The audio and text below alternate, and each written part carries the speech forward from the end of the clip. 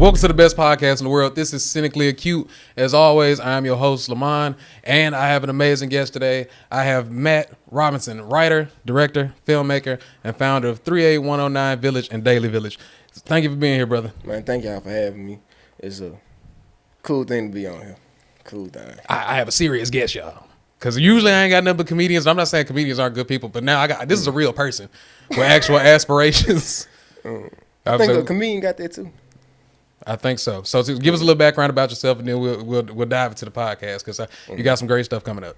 Well, the reason I'm here, man, I got a show coming up at the Medicine Factory on November 29th and December 6th called Can I Ball Forever. It's 4 short films that I created, produced, directed, the whole 9, dealing with the transition of being an athlete to a non-athlete. I'm born and raised in Memphis, specifically in the 38109 area. Every zip code that ever had my name on it that I was born and raised, the school I went to was being 38109, except high school. When I transferred, I went to Whitehaven my last 2 years, my junior and senior year.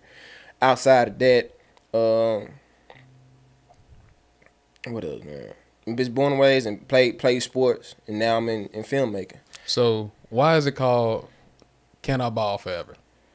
Man, the main reason, because originally I had made 3 films. Euthanasia, What I'm Gonna Wear, and Lightning. So when I was coming with the idea, I was like, well, I'm gonna do a showing. So this is gonna be your. So I want y'all to hear this because So you released 3 short films already. I ain't released them. They part of the showing. Okay, so you releasing these 4 short films simultaneously. So what's the runtime on those? The runtime, one is 3 minutes. Euthanasia is about 3 minutes. Lightning is about 16 minutes. What I'm gonna wear is gonna be about 12 minutes, and then what I'm gonna Can I Ball Forever, the 4th film that we additionally just did, it would be about 4 minutes. 4 minutes and 30 seconds.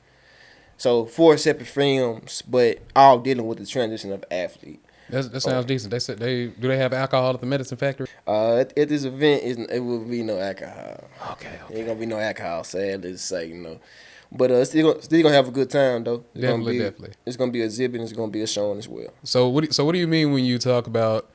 I guess give the audience a little bit more context about what you mean when you say the transition from athlete to non-athlete. Yeah. So dealing with the title, Can I Ball Forever? It's the dealing with the transition, because from an athlete perspective, you change.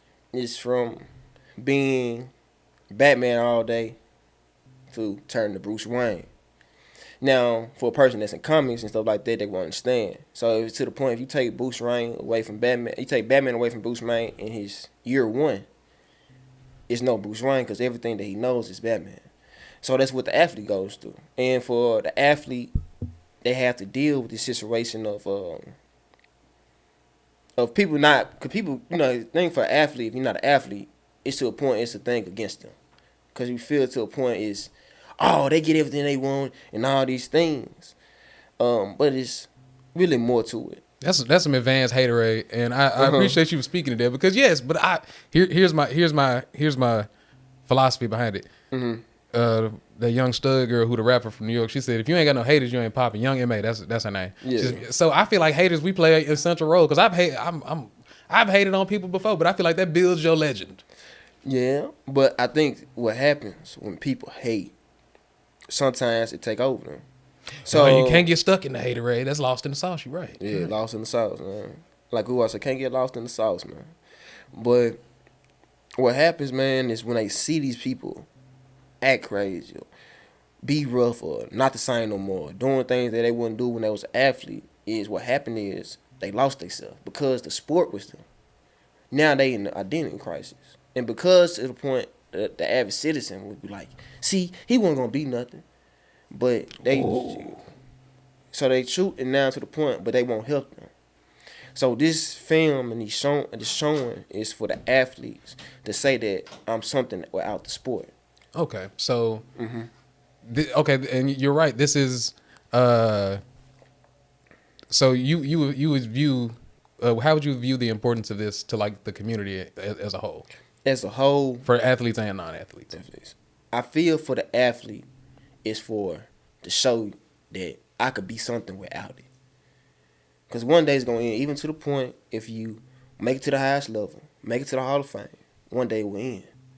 Now, for the person that's not the athlete, is if that's your partner, your friend, when he doesn't make it or she doesn't make it, in every sport they play, are you still going to still support them as you did before, when they was an athlete? And you play football, yes? Yeah, football. I was a football athlete. Memphis is and I, as a person, I'm from Tyler, Texas originally, so I'm from East Texas, and East Texas is For sure. football.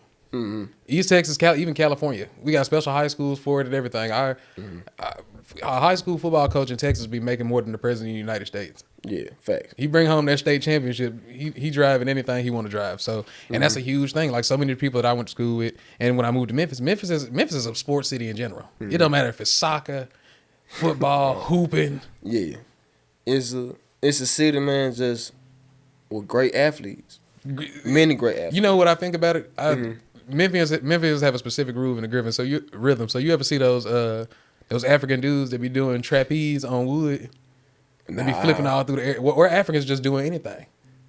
They could be lifting weights with concrete. I feel like Memphis is the same. I wanted to see a 6-on-6 full court basketball game with a ball of duct tape.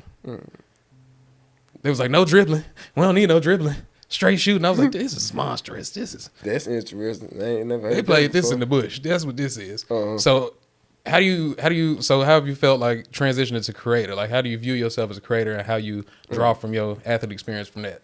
For me, coming to creator, I had made the transition. I think my transition was good.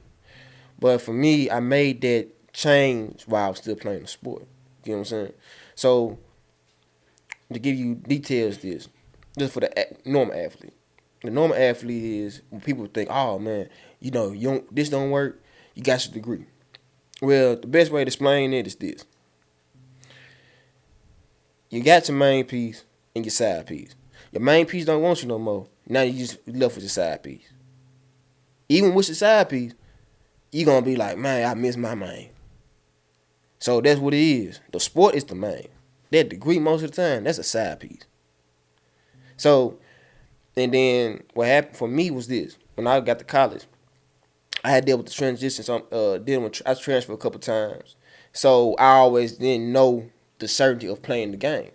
So when I made my final school I went to was Mississippi College, I made sure when I got there, like I wouldn't wear around the campus, I wouldn't wear my football backpack.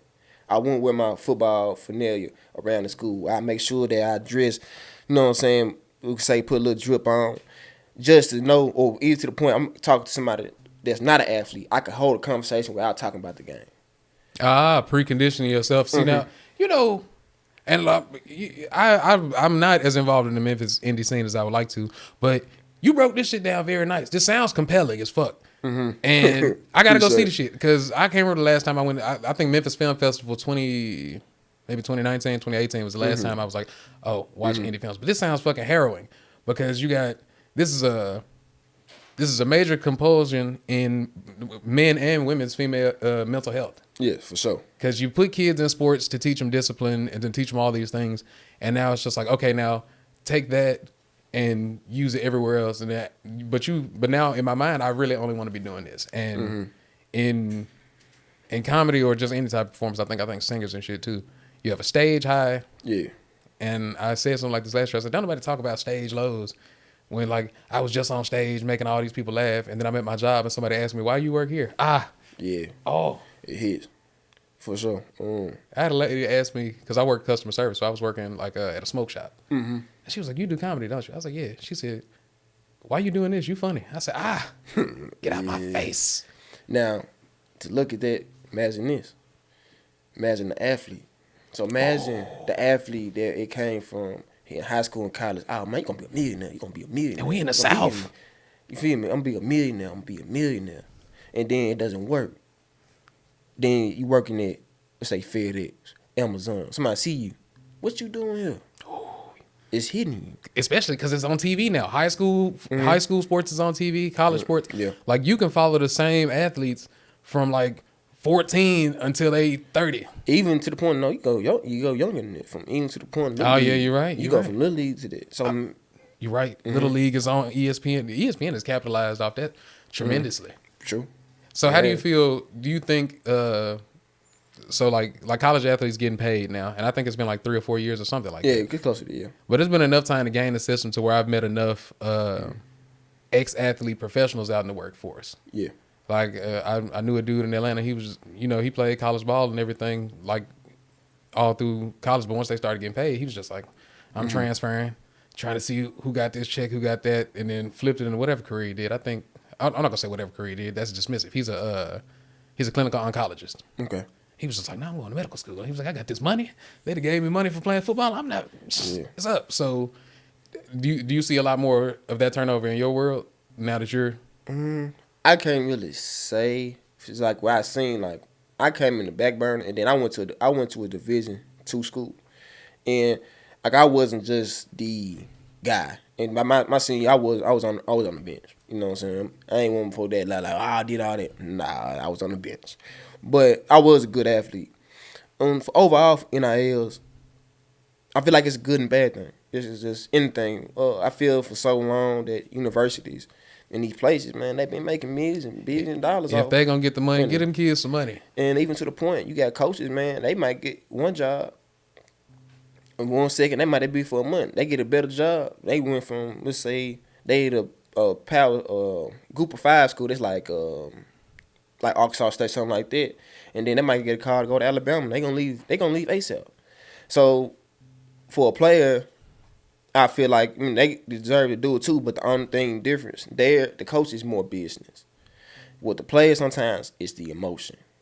That's the difference because you're dealing with a younger person. So some people don't know how to fully control their emotions.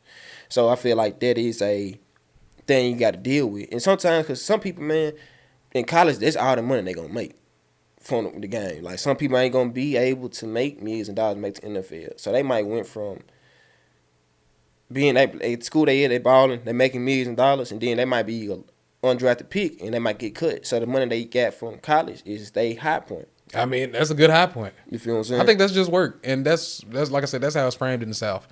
This is you play sports for the sake of the game. Some people want to be the greatest, but parents put their kids in sports for structure. Same thing with the military. If you go to the military, even if you didn't stay for 20 years, you get these skills, and you should be able to apply them somewhere else. I feel like it's 50-50 when some parents would come about the being thing with structure. But that's why sports movies. That's because I don't like. What's a good sports movie? Like Friday Night Lights, because I'm from Texas. Friday Night Lights is an amazing sports movie, and it talks about just what you talk about. So I was like, this is gonna be some emotional shit. Yeah, I can't wait to see these films. Like, yeah, appreciate you, bro. And do you have? Is it like a first person situation? Well, I know there's 4 different films, so of course they'll have 4 different formats. But do you have talks with other ex athletes in some of these? Oh yeah. So for you go to our page 319 Village channel. So back in the top of the year, what we did a couple interviews with a couple athletes. Not we gonna say it's a podcast. It was just really just part of the rollout for what we're doing now. Because the title of that was what I'm gonna wear, and we did a couple interviews with athletes that we know, and just asked them what was their transition for them, how was that for you. So it's just. Yeah, I had the chance to talk to him, man.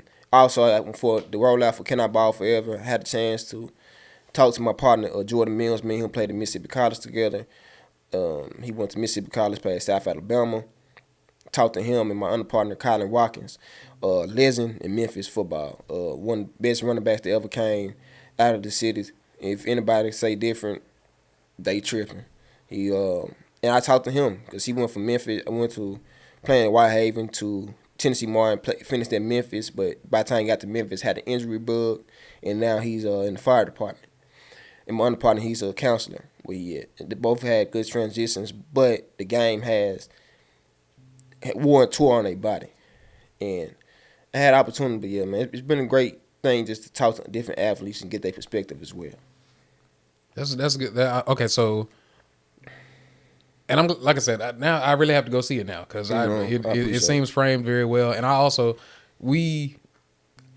glad that you're shedding a light on athletes because we have so much good stuff in the city. Mm-hmm. People know Memphis is a place for sports or blues music or whatnot, But those are just general ideas. Yeah. If we're not putting a magnifying glass on these are the people talking about the things, then it's letting our culture be ruled by a facade. And I appreciate people who shine a light on their different worlds, because now I'm gonna learn something on top of being entertained at this showing. For sure.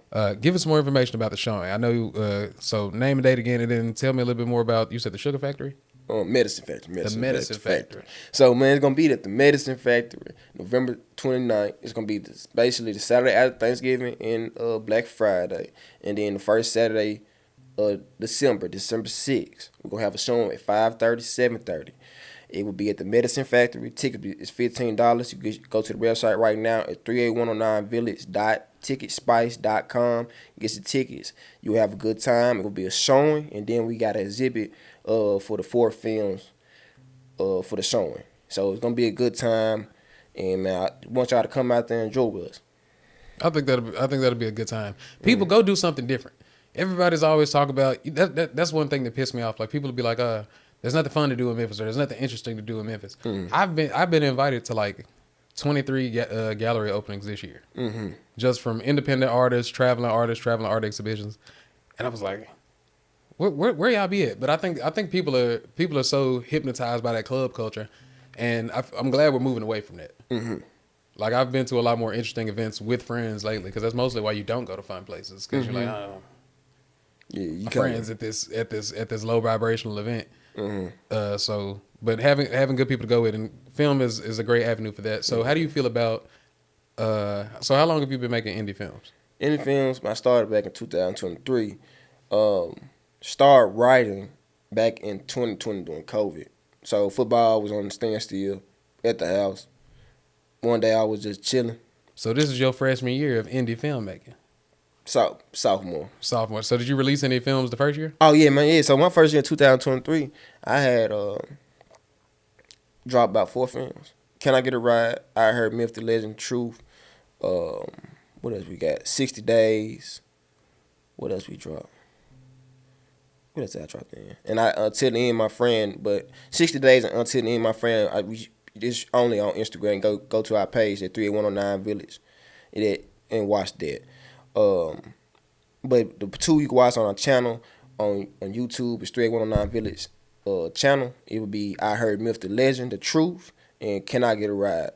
Those were my first films I ever did. Can I Get a Ride? I wrote it, directed it, produced it, acted. That was my first thing I ever did. Proud of myself, but that was my first film. So how I look at it now, I be kind of cringe-worthy a little bit. Like, 'cause I got so much better. But, you need that first thing. And Memphis, motherfuckers is out here making 4 and 5 movies a year. What are you doing? Short films, not movies. Is it no, different? those are... Is it different now? Hold on now. That's, a music video is a movie in the black community. Got a point. Cause folks be like, you make movies. I be like, hey, hold on now. I make short films. I make short films right now. Those are movies to me, because I could watch... Ronald Isley, R. Kelly had 4 songs where they was beefing. And each one of those music videos is a movie. Facts. Yeah, I get what you're saying. But yeah, man. Good cinema, man. We gotta highlight our creators. Yeah. But yeah, that's I started back then. But 2020 when it started, I watched Atlanta. I was watching one day. I've been watching Atlanta. Oh, you said Atlanta? Yeah, the TV show. So I was watching it. My wife put me onto that. I had never watched it before then. For real? And then she was just like, "No, you need to watch this. This is amazing." It's different. Surreal, you know what I'm saying? Dealing with the Afro surrealism of it, it was amazing. Honestly, for one of the films, Lightning, the idea came. I was watching Atlanta. I was watching season 3. Or that season? No, season 4. Goof that sat by the door. So when they did, remember how they made the documentary about the black owner of being over at Disney, and he made the Goofy movie. Oh yeah. So when I watched it, I'm like, this is real, bro. I'm going on Google. I'm like, man, it's fake. So for Lightning, it's a mockumentary. Okay. But the idea came from Atlanta for that specific. Lightning is a mockumentary about what? No, it's we used it. We told mockumentary basically a documentary that's made up. Oh. So we made the film about the character Lightning, aka John Cannon, but it was done in a documentary format. You know what's funny about that? The mockumentary style has been a thing for a long time, and there didn't used to be a what is it, like not like a disclaimer series, but like a disclosure series. So back in the day, Disney made a bunch of fake nature documentaries where they was manipulating nature with man and machines. For real? And then just telling people stuff like, oh yeah, like the what is it called, a lemming. A lemming is a little rodent that lives in like a snowy place, and they say they used to throw themselves off cliffs. Interesting. And that's because Disney threw a bunch of them off a cliff for the movie. And I was like, that's dangerous. You can't just be. You can't be telling no cap like that. You can't. But a well-framed mockumentary is good, because then that's just, like I said, that's just a movie. But yeah, so how do you feel about it? Like, because now I feel like since you've released 4 movies, you're about to release 4 more short films. How do you feel about the scene overall? Like, I'm sure you've met other filmmakers and people like that. Honestly, man, I really haven't. Like, to be real with you, man, I just move how I kind of move, man. I'm getting out of it now, but I'm a person, man. Just I work. Hey, if I meet you, I meet you. You know what I mean? Cause just in general, you know how people be, man. It's just sometimes it's like, oh, this, that. So me, if I meet you, man, hey, you know what I'm saying, this, that. But I'm really like, I'm truthfully, not just saying because it's common to say, but man, I'm really my own lane. You know what I'm saying? If I see you, oh man, you good, you know what I'm saying? Because then you know how some people talk to you, like, oh, we're going to do this and that. I'm not a person like that. So I look at it as if a person said they're going to do something for me, I'm like, all right, it's cool. You do. But if you don't, I'm not tripping. I'm about to go and do what I need to do. I was watching a interview with Martin Scorsese, amazing filmmaker. Facts. Martin Scorsese is a standard in any industry, whether it be he might do a cameo role or whatever. But so he was talking about the best people that you're ever going to meet in the industry, or the best information you're going to get about an industry is through headlines. So if somebody calls me to work on something, it's because, I saw you were doing this, and I saw you just did that. This is a person who appreciates your work. This is a person who appreciates the atmosphere of this thing that we're doing. So I think that's a good thing. Yeah, because it's just, man, you work hard, and you truthfully care for the art form, and you truthfully just, the story that you telling, I feel like you can't make a bad film. Like, even like my first film, Can I Get a Ride? It's not the best thing in the world. That's my first time writing, my first time directing, my first time producing, first time acting. And I did it. Now, I look back at it now, like, I could have did some stuff different, for sure. But I guarantee anybody watch the film, the audio ain't the best, but I guarantee you can watch this film and say, man, it's raw, but I see that they really gave it their all. You get what I'm saying? Especially if you keep doing something and you love it. Yeah. Because people who love making films, loving making films is like loving music. They'll make 20 different films completely different. Especially like the filmmakers I know, they was just like, he did 8 short silent films. Then right after that, he did a 45-minute movie that was sci-fi, and then after that, he did a gospel movie. So it's fun watching people experiment with different niches and whatnot. I took a film class in Massachusetts. Interesting. We were like on a prep school thing, and I think it's called Reach Memphis now. Shout out to Reach Memphis. They sent us to a prep school. We took a film class there. It's like, I think it's like 3-4 weeks or something like that. And I got like 2 dudes from Memphis, and it's so much into making a film. I made like a 5-minute film about a peanut butter sandwich. Took 5 to 7 days to film. You trying to control light, you trying to control people. It's a special endeavor when it come together, and I think people are going to enjoy this showing. And it's getting chilly outside. Yeah, this is film season. For sure. People don't, and then that's I appreciate an artistic flex. I like being around people who be like, oh yeah, I was just at this art gallery opening last week, because if nobody else went to art gallery opening, this is the best person now in this conversation. Yeah, for sure. It's just, man, I tell, when you doing this, bro, just overall, just being in the city, I just tell people, man, just do it. Because it's so easy, man, because how society is, it's made for you to work all day. It made you to work and work and work. And, man, the jobs you got to work, you know what I'm saying? Majority of people got to work hard labor jobs. And people be like, oh, man, all you got to do is take 10 minutes, do that, man. It's not easy when I just work the 8-hour shift and feel this at midnight, and I got to get back up And yeah, you want me to take 10 minutes, but I need my sleep because by the time I get back up, I got to do the same thing again. Yes, that's what they call those the sacrifice for craft. Yeah. They say no matter what you're doing, whether it's sports, entertainment, anything that's worth doing, it's gonna require some sacrifice. And For sure. and you said something there because comedians know that. Y'all know y'all have been coming in town from a late night show on a Sunday. You got to the house about 4:00, but you got to go to work at 9. Yeah, it get like that. And I always tell people, man, it's 3 people out here, man. I remember this from Dolph. Dolph said this. And my father told me this way before that too. Dolph said, I seen the interview and my dad said it. He said, man, it's 3 people out here. Man, it's the folks out here that's talking about what everybody else doing. The one is the other person. They talking about what they gonna do, but don't never do it. And then you got the person you talk to and you ask them. And he talked to them like after they said they gonna do it. They talk to him like, bro, you do that? Like, yeah, I did this, I did that. Hey, but I ain't do this though. But I replaced this and I did this. And I always look at that. Like, I don't want to be the person. And even back to dealing with the athlete. Because what an athlete is, if they don't make it, it go to the point of like, oh man, I was doing it back in high school, this and that and that. Like, hey man, G, you 42 now. What you doing now? So for me, also being an athlete and just growing up, because I grew up in the area with great athletes. And some of them, man, I thought they was going to not even make it, but I'm talking about just do something on the collegiate level. And I didn't make it to the league, and they didn't never do nothing. So for me, it pushed me, even when I want to quit. Like, people act like, when I tell people the game of football, I love what it did for me. Now, did I like it all the time? No. Because it was day, like, bro, I despised it. But I loved it so much. And I didn't want to be like the people I looked inspired by, not looked up to, inspired by when I was younger in high school athletes. I didn't want to be there.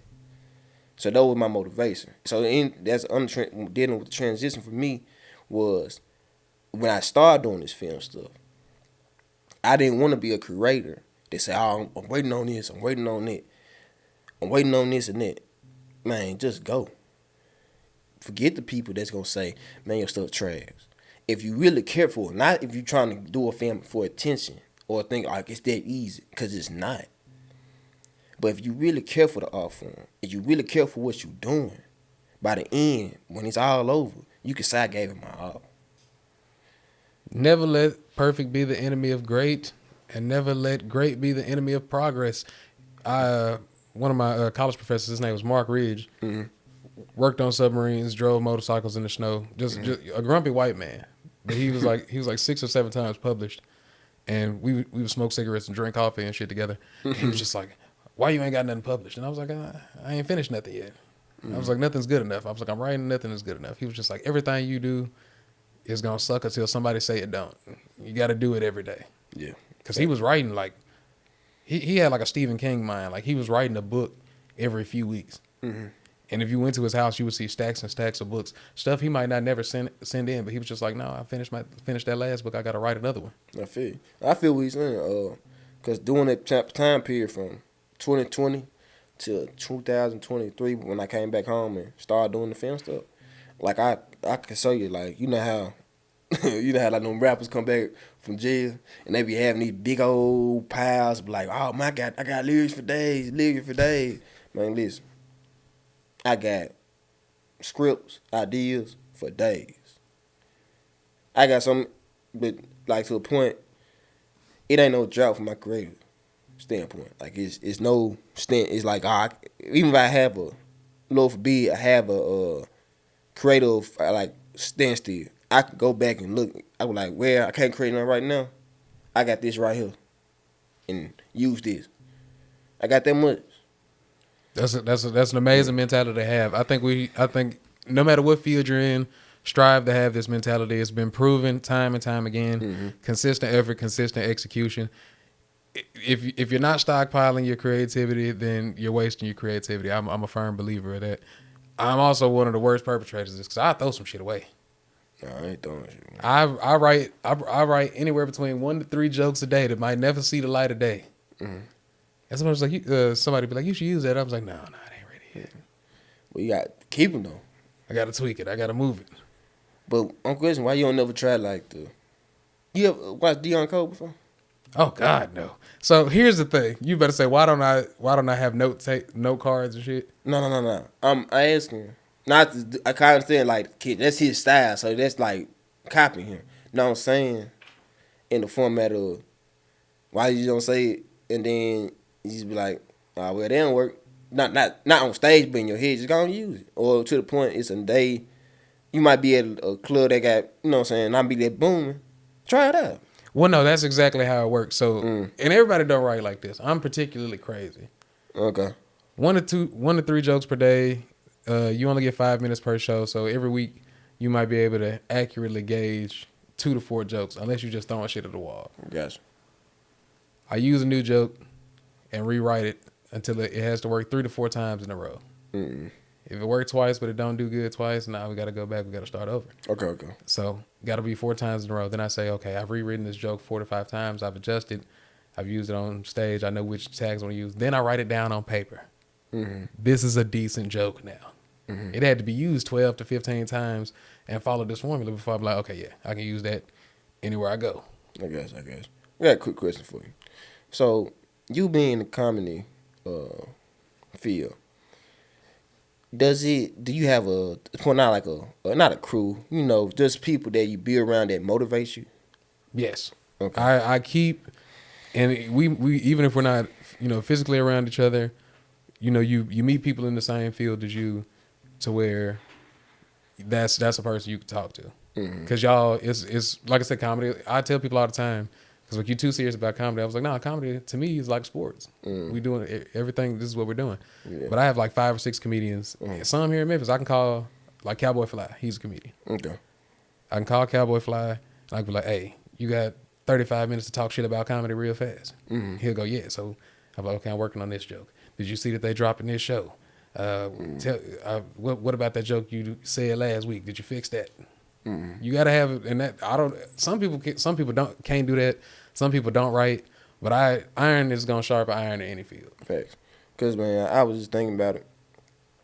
I want to give a shout out to people that, give me motivation. Man, that's Rodney Ellis, great guy. Did a couple shows in Memphis, did some in Jackson, Mississippi. Man, his work cause he do everything with film. Even the short films he make for his showings and things like that, he use strictly film, natural sunlight, and he do silent films. Oh, film. Yeah, film. Great guy, inspiring person to see his artwork. Because in this field, like I told you, I don't really be everywhere. I don't be in the scene like that. So the people I see or people I be around, they motivate me. Another person, man, the dude that started this off with me, he's guy named Devin Martin, aka Black Hawk Visuals. He's one of the biggest people that do film work around athletes dealing with sports in the local city in Memphis. Started with him, me and him went to elementary school together, and he been like everything I kind of learned from editing, lighting, everything came from him. Also, man, I got my partner Miles Glover. He's on a business called Visuals with Miles. That's what I'm saying. I'm familiar with Miles Glover. These are some good names you're giving out, man. You got some more? Because it's some cold cats in Memphis when it comes to these films, these documentaries, videography, photography, like. Yeah. That's about. Really, but I just want to give them a special shout out because the things I'm doing now, they push me to do. Like, they not saying like pushing me, but I'm seeing the work they do, and I be like, because it also came from football too. So like in football, I might see my partner, he might be lifting 225. I'm like, but I want to do this. Or I'm like, I'm gonna go better. I'm gonna do 235. Or to the point, I see him running fast. I gotta run the same. I gotta be right there next to him. So for the transition for me, when I got in the film, I had to make sure the people around me was like that. And I didn't know I was doing it. Like, I was seeing what they was doing. And it's never like, bro, you need to do this and that. I was seeing what they was doing. I was like, man, bro, I gotta do something like that. Or to the point, if I do something, bro, it gotta be on what they doing. Like, it's a whole different game. when you got people around you that push you, not by saying like, bro, you need to do that, but you just seeing the actions they do, it makes you be like, bro, I gotta go. I gotta be like, man, dang fool, you shot our other person, Richard, visual by the artist. Great photographer in the city of Memphis. And you from the city and you got events, go to Black Hawk, Miles, go to Richard, visual by the artist. But like Richard, I just did a couple things with him, and I'm just like, I see how he do stuff with a camera, and I be like, God, man, I was out. I could do something like that. So in addition, so you're in the short film arena right now. Have you submitted to any festivals? That's the next step after this. After this showing, we going to festivals. First time, I was so raw to it. I didn't really understand like all the festival stuff. My thing was I was just trying to the point. I'm a big fan of music, so my approach at first was like, man, drop this stuff, drop it, and make a fan. I'm trying to first make a fan base, then go into that. So it's like to the point of a Cash Money in the 90s, or a No Limit, or really any Southern independent labels that built the ground up and then went to the top level. Because to the point, if you have the true fan base, a real fan base, what time people say is what's called cancel culture, I don't really believe in it. I feel like to the point, if you could be canceled, I feel like you didn't have a real fan base. You had people that thought you was cool for the moment. You didn't have people that been you since the jump. I want me a true fan base before that. So that was my mindset first. But now it's still the same thing. But I'm gonna put the work in, put the stuff in the film stuff. Cause at the end of the day, man, what I'm doing and what I'm gonna do, ain't nobody messing with me.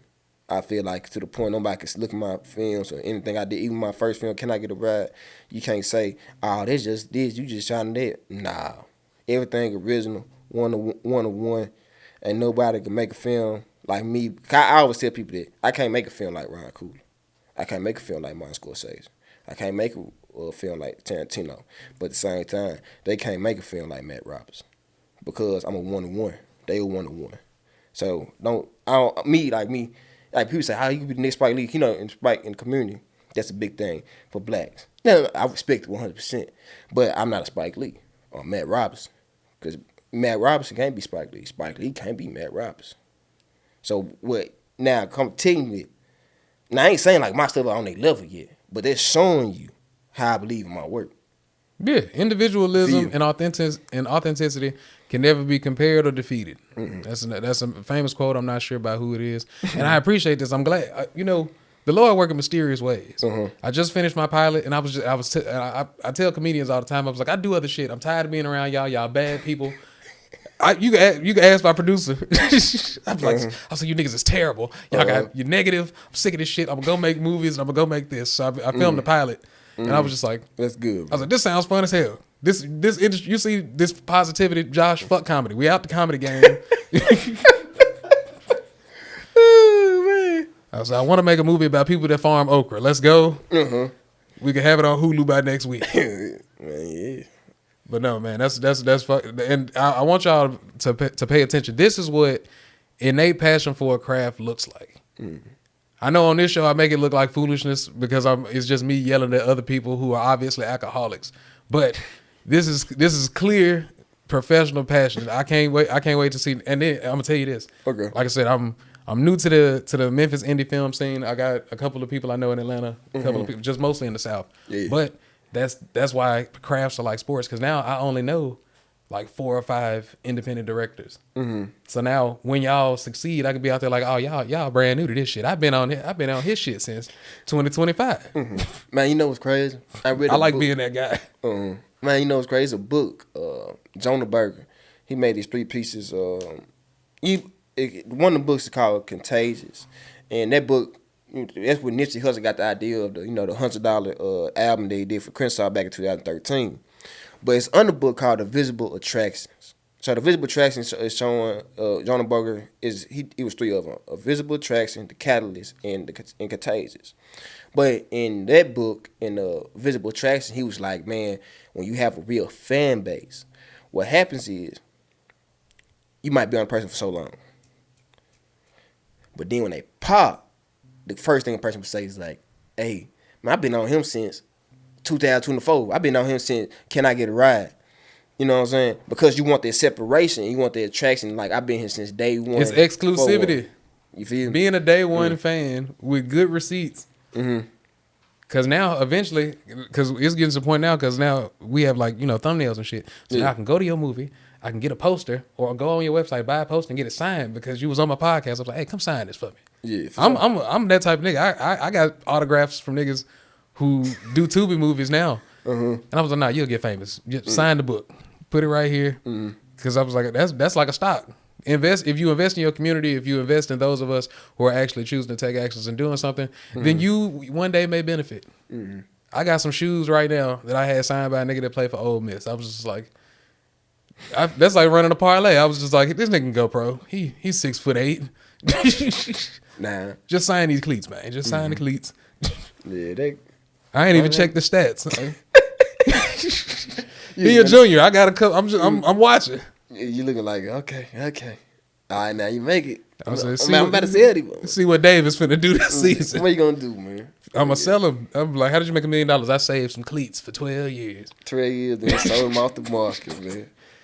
But yeah, bro, that's about really what this stuff about, man. You gotta be passionate about it. I just feel like, man, with this stuff, you gotta just truthfully be passionate about it, cause I feel just in general, it always been here. I don't like saying this time period because you ever just look, everything been since the beginning of time. But sometimes it's tough to get magnified. It's just now it's magnified for more attention because people are like, oh man, it was never like this back then. But just because now we live in a time where people just do stuff for the attention, and I feel like it's when you really, and you can separate the people that really care for something that don't care for. And I feel like people been saying like, I could sit down and talk about film, and I really care. Like, I'm not the most knowledgeable people. Like, I don't know about everything about no lighting or this angle, all that. But anybody that could talk to me, they could say, man, Matt truly cares for film. I truly care for the art form. I truthfully care about the art form because I forgot what book I read, bro. What book was this? But it was basically about writing, about films. About film is this. In our lives, I'm not quoting like to the point, but I'm kind of giving you some of what he said. In our lives, we could lie. We could tell ourselves a lie. We could tell people we love a lie. But with this art form, you cannot lie. And when you really think about it, it's deep, but it's the truth. Because I was on the other podcast, South to Lace, Legacy Talk, part of the Glory Smith Foundation. He asked me, he said, man, what has film done to you? And I said, what film done to me was true. Tell the truth. And I gave him that same quote I just gave you. Because if you're not telling the truth in your acting or your direction, you can see it. You can see when somebody don't truthfully feel the emotion that their character supposed to feel. This is true. Because to the point, if I could look at you and say, you acting, I feel as a point I have failed. Because you know I'm acting. Because you have to be, on the point of making a character, you have to be the truth for that person. You cannot judge them. Like, even to the point with one film, like Enlightening, I starred in. I didn't want to star in because the person originally that I wanted to play the main character, because to the point where you see the film is dark. So for me, I had to come to character. So I went through a hard transitional form in my body. And to become Lightning, a.k.a. John Cannon. So, like, I always been a built dude, but I felt like he was supposed to be more cut. So I cut my weight down, worked out every day.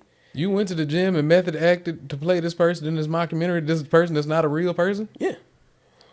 100%. That's some artistic shit. Yeah. Because mind you, this is a human that don't exist. Yeah. So and you knew, he was like, I feel like this is what he would look like, and created that. Yeah. Like, I changed. I'm gonna make you sign some shit too. I'm be like, yes, finally. It was like I changed my I always been buff, but he was more. I was bulky at the time, but I felt like he supposed to be cut. So I changed my meal. I changed my how I was eating everything. Like I wasn't drinking nothing. I was drinking strictly water. I was on fruit, vegetables. I ain't really eat no meat like that. So and I worked out like 2 times, 3 times a day. Working out, I was reading the script. To the point every morning I read my Bible or read the scripture because I know that the character was so dark. And I just know because to the point some people don't come back from the characters they play. And then I listened to the song by Otis Redding, Dock of the Bay. Just listen to the song, you understand like the song. He was like, man, sitting at the dock of Bay, man. Like I'm giving you some of it. I ain't saying word for word, but he be like, man, time just go away. Man, everybody want me to do this and that, but man, everything gonna remain the same. I'm just gonna sit here. And to the point, the history of that song, that's like the last song that he recorded 2 days before he had the plane crash. So for Lightning, I got in that mode. But that comes from me caring about film. I got to see this shit too. So that like it's to the point like I'm trying to explain to you, man, because I'm passionate about this film stuff. And more specific with this passion definitely with this, man. Anything I do is I'm passionate about. But specifically with this, with the athlete, because I was an athlete. I seen people that I love that didn't make it, and they not the same no more. They not, based to the point, they not here no more. They might be here physically, but inside they not here no more. So to a point, it hit a different note with me. And I want the people that's watching to come out to this show. Come on November 29th. Come on December 6th. Come at 5:30, 7:30. It's $15 for a ticket. But I'm telling you, when you watch these films and come with an open mind, you will understand the athlete. It's a true story that needs to be told. It's unheard. You hear it once in a while, but the way that I'm presenting it, the way by the end of it, you will understand the athlete. Because to the point, an athlete is a superhero. Lately, I don't know, I've been rewatching the Hulk, the 2003 You're not lying. An athlete is a superhero. Yeah. You said the 2001 Hulk. 2003. 2003 Hulk. Yeah. I forgot who directed it. But yeah, 2003, because remember it was 2 Hulk movies. Yeah. It's a 2008 one. There's Hulk 1 and Hulk 2, the Incredible Hulk and Hulk 2. Those were decent.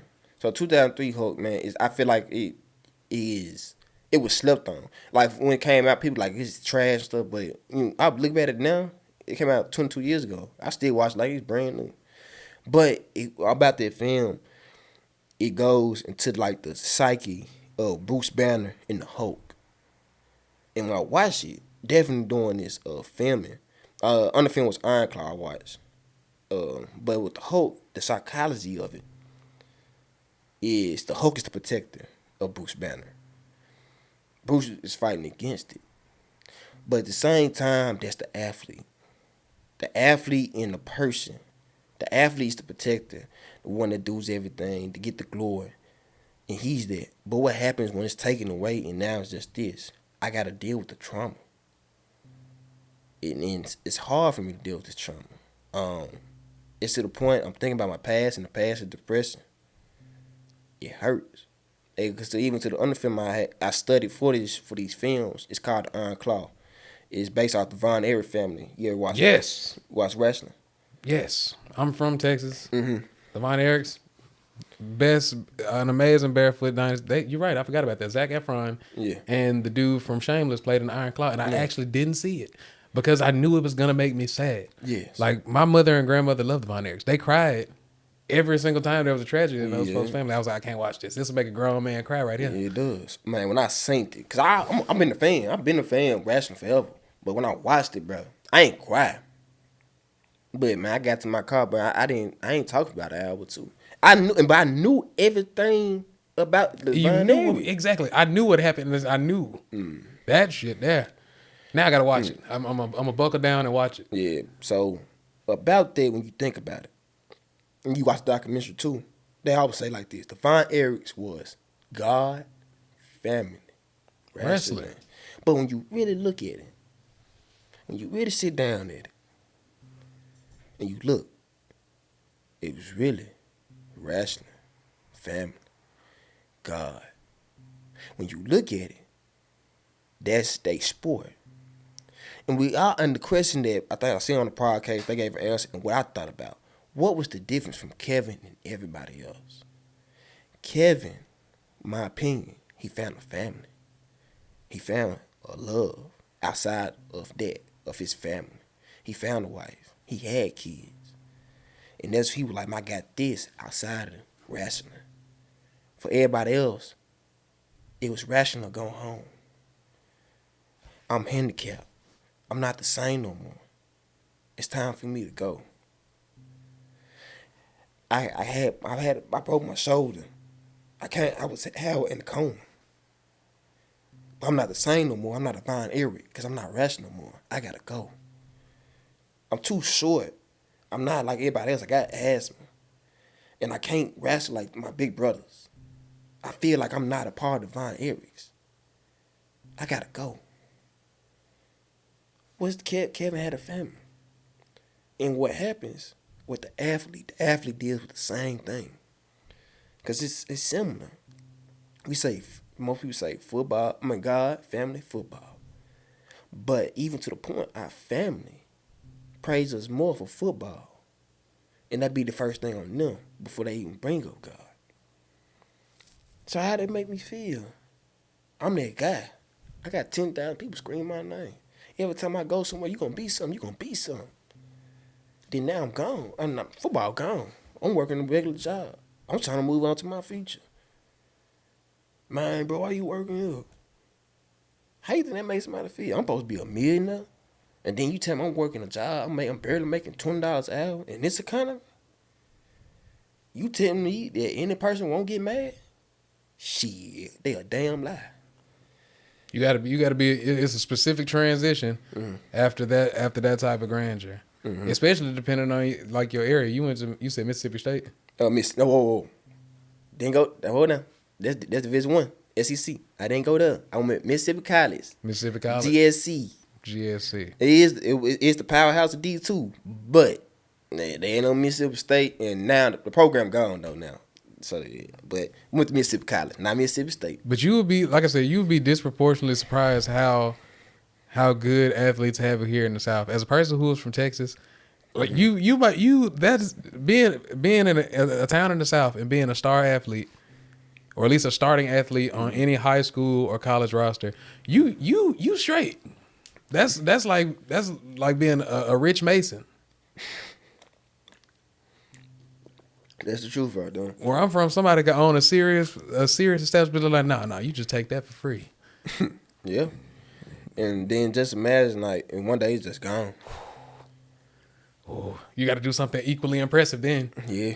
And sometimes what happens, bro, I'm just specific with football, you got to think about the game is so violent. And it's to a point, I could use this as a reliever. Then it's gone. I ain't got no reliever. I don't know what to do outside of this sport. So what's the closest thing to that?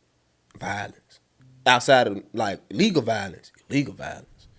It's legal violence, like boxing or something. No, that's not like legal violence is like football. Because I could, I could say, you could say, if I'm playing football, I could go right there. You say hit him as hard as you can, and I would not go to jail.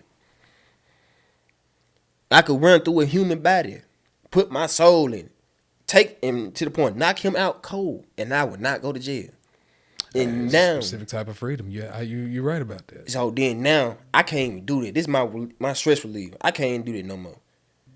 So now, somebody made me mad. I do the same thing. Guess what? Going to jail. You're right. Lock him up. Wait a minute. Lock him up. Wait a minute. You not. Oh. Think about it. Know what I'm saying? Like, it's just, when you really think about it, because the point is, in football, I could be like, dude make me mad. He might hit me, boom. All right. So my mind like, okay, I'm going to get him back. Oh, I'm going to get him, boom. But now say in real world, somebody played my money. Played my money. Yeah. So now my mind, because my mind program, all right, I'm going to get you back. Well, like, you get him back. Yeah, you smooth enough, you might not get caught, but most times you're not.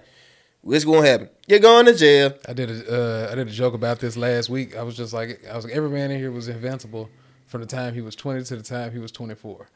I said, you not taking no disrespect. You standing no business. You're the strongest you'd have never been. 20 to 24, you were made. I said, the closer you get to 30, like I was just like, I'm letting a lot of stuff slide because I can't go to jail. I was like, I didn't think about jail when I was 21, and you hit somebody at a bar. Yeah. I'm 28 now. I was like, what if he filed for assault? What if I go to jail? Oh hell. It hits you, yeah. I done got into so many altercations where somebody that cussed me out, and I was just like, you got it. Because, like, that's... You can't even whoop a nigga ass no more. You whoop a nigga ass, you might get shot next week. Oh, yeah, for sure. It ain't never over. It ain't never over. I'm whooping nigga ass now, I gotta move. Yeah. Payback ain't got no date on it. At all. And somebody was like, that's wrong. And I was like, yeah, it's wrong. That don't stop it from happening. Yeah, 100%. Because, hey. You can stand up for your principles at your house, but like, it shouldn't be like that, but it is. Yeah, it really like that, bro. And for that, man, and you can see it sometimes, man, like, but why brother do that? Brother didn't know how to really properly know how to use his motion, and most time he was trained was if somebody do something to me, I do something back. Not to cut you off, that would be an amazing idea for a show. Join me in December. I will be hosting Memphis's brand new reality show, Fight Court, where I will have two people sign a contract to resolve their differences, and they will go to fisticuffs about it. And I will have my notary there. Judge Judy is very boring. Judge Mathis keeps calling people crackheads. I'm gonna be the fight judge / referee. December, live from Memphis. Okay, now interesting. That's a very good point about mental health. And you have athletes here. You have people like police officers and police officers and firemen. You have regular veterans, just people who are allowed a certain liberty of freedom at certain times. Yeah, and then that freedom is no longer available. That's a good point. Because it goes so much when think about it. Because man, you dealing with violence so much. So when it's gone, because to the point that's your norm. Like people don't understand. Like most people that haven't played football, they're like, bro, how do you do it? I'm not thinking about when I'm playing it.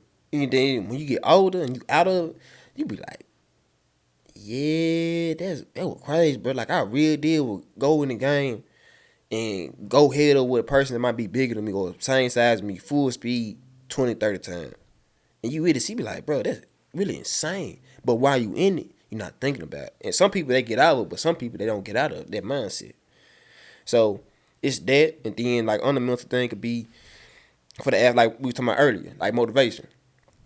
So the point of I'm being around these athletes, I'm being around these people, and I'm seeing them progress and do things from school and things like that. I want to do that. I want to do that. So now take away the athlete from that and put them back in their natural environment. Oh, well, everybody is not motivated to do shit. Yeah. So to the point, your mom, if to the point your mom and dad might be working all the time, or to the point your mom working all the time, you at the house. To the point the male figure you might got this your big brother or older person. Now, you know what I'm saying? They might be a person. Now, like, you smoke weed and do your thing, move around, and still handle your business with salute. But you got some cases, man, folks just 24/7. So now to the point, you around your environment. So your environment before it was, I'm going to do better. But now. Very positive, very progressive. You're right. But now, shit, damn, why I can't do that? Now you filed, now you in the same line. Anytime somebody say, man, you could have been a millionaire.